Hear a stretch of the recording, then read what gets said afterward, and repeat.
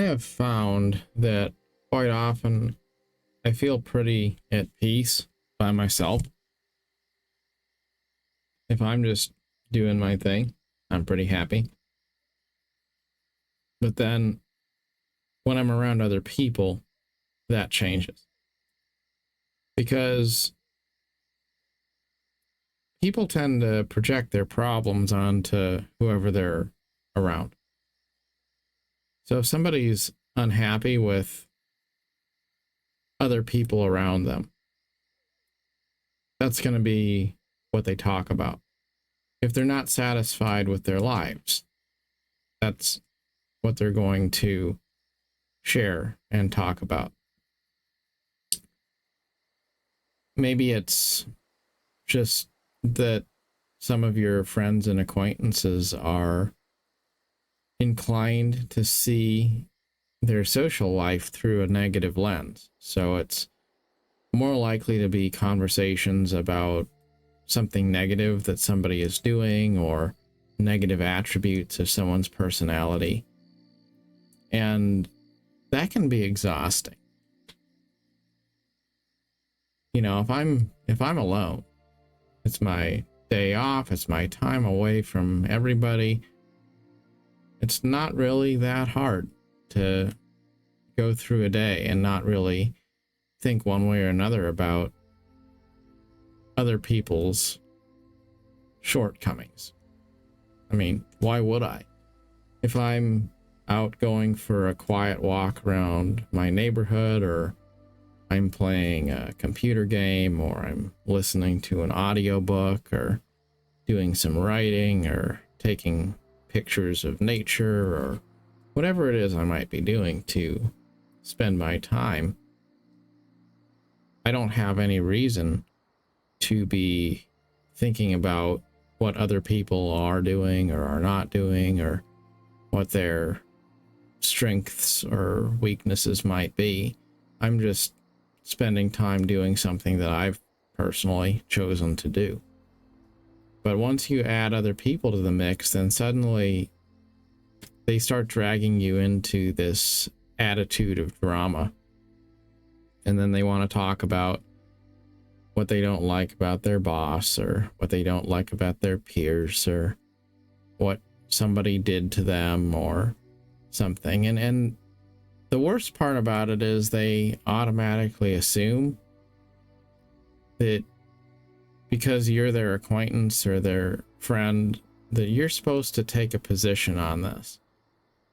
You know, when I was a child, went through a period of time, I guess I was more of a teenager, but my mother was in a relationship with this guy, and he was kind of cool. He was sort of like a dad in a way.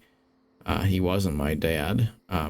But, you know, he had some good things about him and some bad things about him, and same could be probably said of my mother.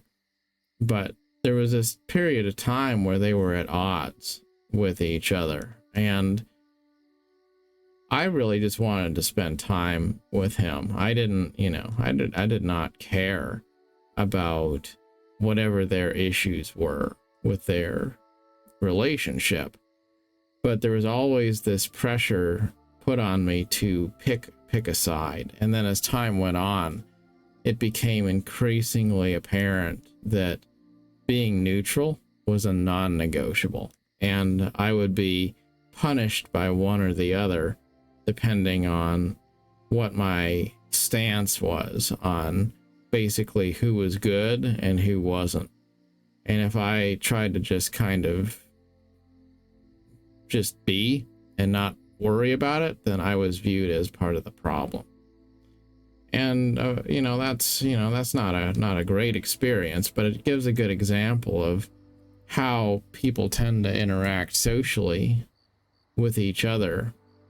Everybody has something that they think is important, and they want their friends and their acquaintances to take a side.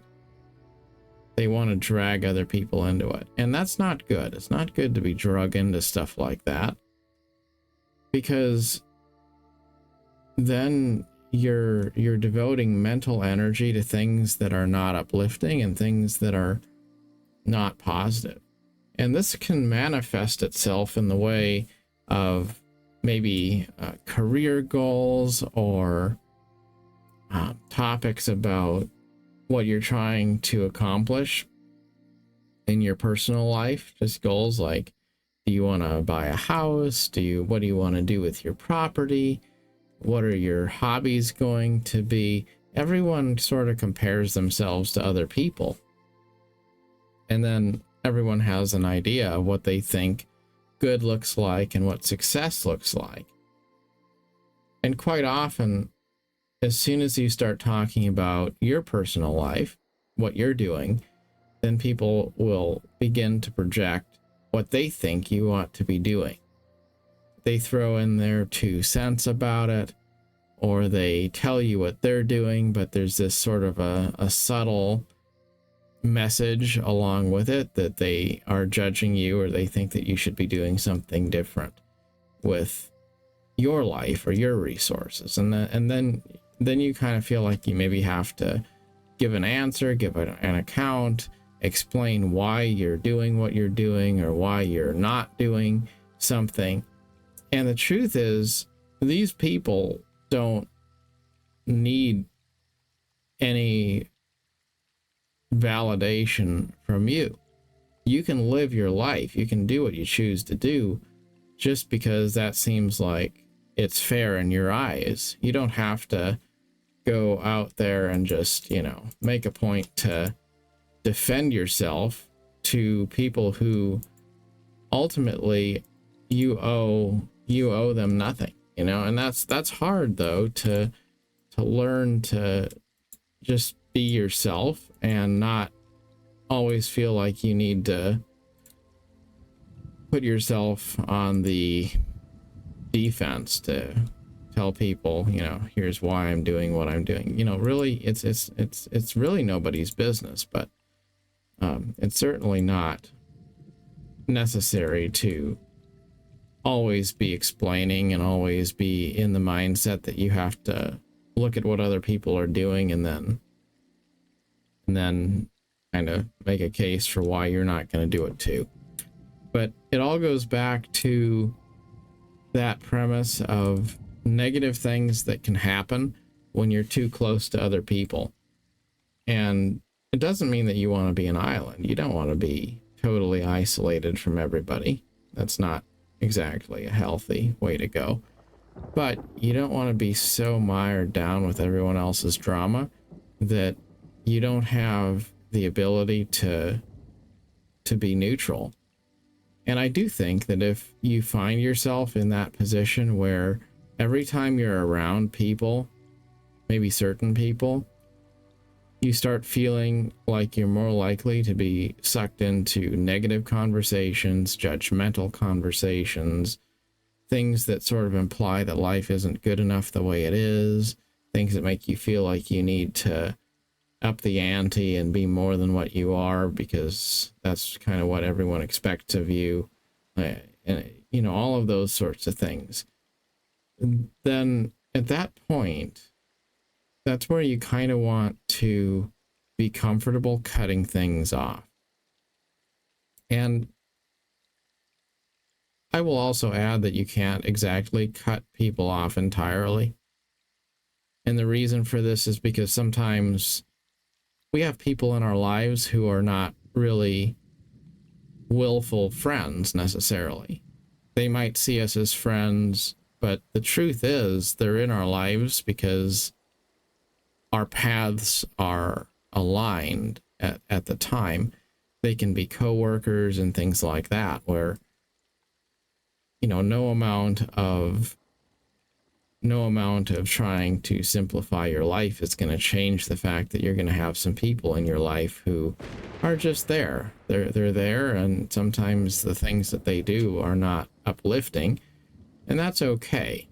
But you don't want to be so distracted by them that it starts to infringe on your ability to have peace yourself. So I think that's a topic more along the lines of compartmentalization and being able to say, okay, you know, like maybe I go to work and there's people that kind of erode my sense of peace a little bit, but then I'm going to make a point to be mindful about other things and then leave that at the door so that I'm not, you know, totally consumed by thoughts of those things. But look for opportunities to simplify your life. It's true in so many different ways. When we simplify our lives tend to get better because then we can focus on quality things that remain. But look at the fruit that is born, and then if something is not bearing good fruit in your life, let it go. And if you're not 100% sure if it's bearing good fruit in your life, then when in doubt, let it go. And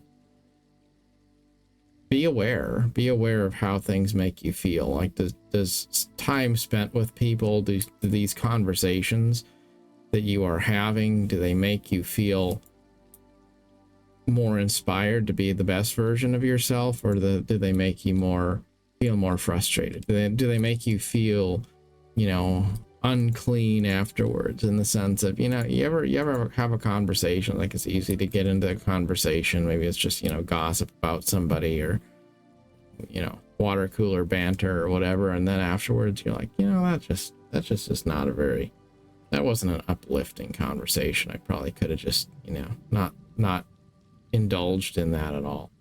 Like, if those kinds of things, then start avoiding those things and start just, you know, focus on yourself and look for opportunities to cut out the toxic, meddling kind of people in your life.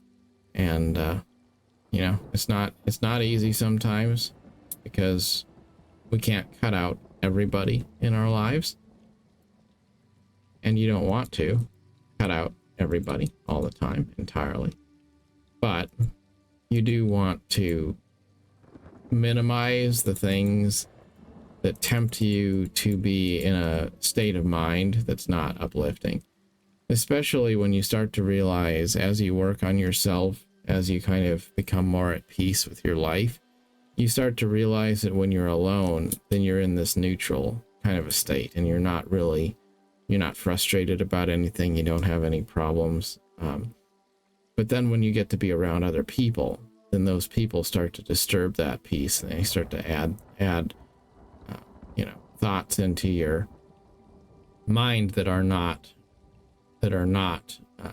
peaceful thoughts, that are not positive, that are chaotic. Well, then the best thing to do is to just, as much as possible, eliminate opportunities to interact with those people, and just keep it simple. You know, you can minimize how much social media you interact with. I'm not saying you get rid of it entirely. I'm just saying you know, maybe less of it. I mean, you know, like I think you can check your messages once a day. You know, if it's not a work day, maybe you don't mess with your phone at all. If somebody sends, you know, you a text message and it doesn't seem like something that you really want to interact with or engage with, you don't have to necessarily have something to say about everything. Sometimes you can just let the water run off your back, and if somebody has some, you know, something negative to say, then, you know, you just ignore that. You know, if somebody's by nature a little bit more of a negative person, then you know, I'm not saying you cut them out entirely, but maybe you know, you don't talk to them very much, and that's the meeting in the middle thing.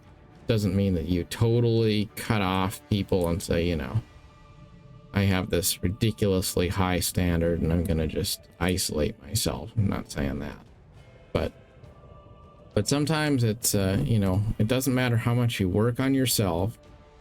If you work on yourself and then you surround yourself with people who have a different set of values than you, then you're gonna always feel like there's a conflict there, and you can't fix a lot of this stuff other than to just let people be what they are, but respect them by having boundaries, by having a respectful distance, so that who they are does not accidentally carry over, spill over, and negatively influence the person who you are.